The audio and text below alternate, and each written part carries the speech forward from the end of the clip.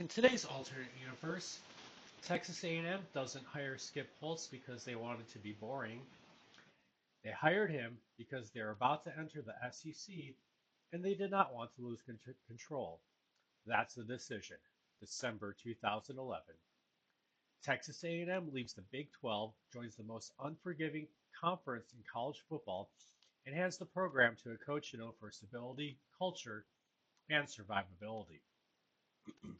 At the same time, Arizona State fires Dennis Erickson after a 6-7 season and hires Kevin Sumlin, an offensive riser whose teams looked modern, fast, and relevant.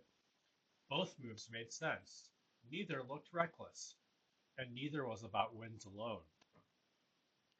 This is the story of what each thought it was fixing and what quietly shifted underneath. Texas A&M and the problem they thought they were solving. Texas A&M's problem in 2011 was not talent. It was not money. It wasn't facilities. It was uncertainty. They were walking into the SEC without history, without allies, and without a clear sense of where they fit. The fear wasn't losing games. It was becoming unstable before they ever settled in. Skip Holtz represented order. It had some solid seasons with both South Florida and East Carolina. He didn't burn bridges, and he didn't scare donors. The belief inside the building was simple. Let's survive the SEC first, we'll evolve later. What felt subtly off? From the beginning, the offense felt conservative. Not broken, just cautious. In 2012, A&M goes 7-6. Respectable, no embarrassment. In 2013, 8-5. In 2014, 7-6. In 2015 and 2016, bowl eligibility becomes the goal instead of the baseline. The program never collapses, but it also never pressures the league. Recruiting stays solid, but it's not strong. The roster gets deeper, but not faster. A&M starts measuring success by competence. And in the SEC, competence is invisible. The quiet shift happens here. Texas A&M stops acting like an ascendant program and starts acting like a permanent resident. The SEC ripple. This matters because the SEC is reactive. When A&M doesn't push tempo, Alabama doesn't have to adjust. LSU doesn't feel schematic stress. The competition race stays concentrated at the top. Texas recruiting lines loosen.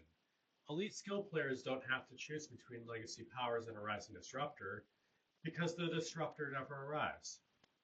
A&M becomes safe, and safety in the SEC is a ceiling, the inflection point. By 2016, nobody in the Texas A&M program is excited. That's why they fire Skip Holtz.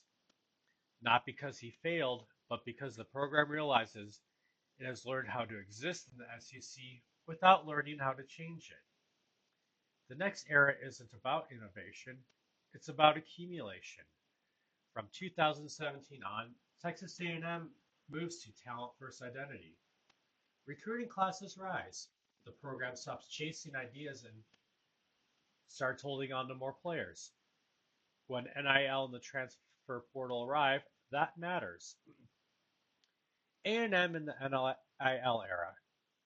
From 2022 to 2025, A&M doesn't chase portal stars every cycle. They recruit high school depth. They use NIL quietly, collectively, and at scale. They go 8-5, then 9-4, then 10-3. They're always close, but they're never chaotic. A&M becomes a safe harbor in a very volatile sport. Not dominant, but intact. Now on to Arizona State and the problem they thought they were solving. Arizona State's problem in 2011 was relevance. The Pac-12 was tilting north. Oregon and Stanford defined the league. USC still mattered by gravity alone. Arizona State wanted an identity that looked forward, but Texas A&M hiring Skip Holtz. Kevin Sumlin gets offered at Arizona State as Arizona State saw him as offering that forward identity. Things start good. In 2012, Arizona State goes 8-5, then 9-4 in 2013. The offense pops, the program feels alive again. This is what Arizona State believed. If we modernize fast enough, we'll catch the league while it's still forming. What felt slightly off? The wins came early, but the structure didn't. Defense lagged, recruiting chased flash, the offense stopped evolving because it didn't have to yet. By 2014, the cracks show. By 2015, losses feel heavier. By 2016, the program feels louder but less stable.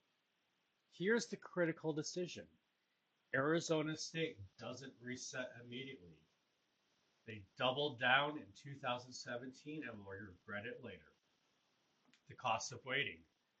2017, Arizona State goes 6-7. 2018, they go 5-7.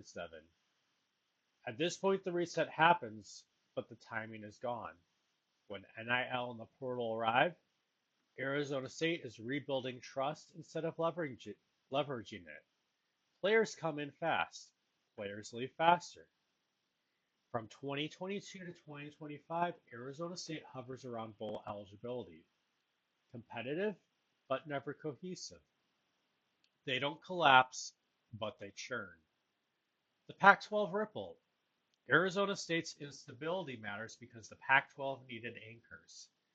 When USC and UCLA leave, the conference doesn't rupture because of coaching.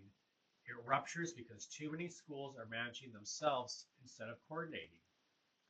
Arizona State's not weak, but it's not positioned to lead. When the Big 12 offers stability, Arizona State accepts. Not as a crown jewel, but as a security ad. Who benefits? In the SEC, stability benefits the top. Alabama and LSU face fewer disruptors. Texas retains recruiting gravity longer. In the West, stability benefits the prepared. Utah rises, Oregon consolidates, the Big 12 becomes the most adaptable league in the sport. None of this happens because Skip Holtz or Kevin Sumlin were bad coaches. It happens because institutions solve the wrong version of their problem at the wrong moment. Texas A&M chose patience before ambition and survived the sport's most chaotic era intact. Arizona State chose ambition before structure and spent the next decade rebuilding leverage. Both decisions made sense at the time. Neither guarantees a permanent outcome, and that's the part worth debating.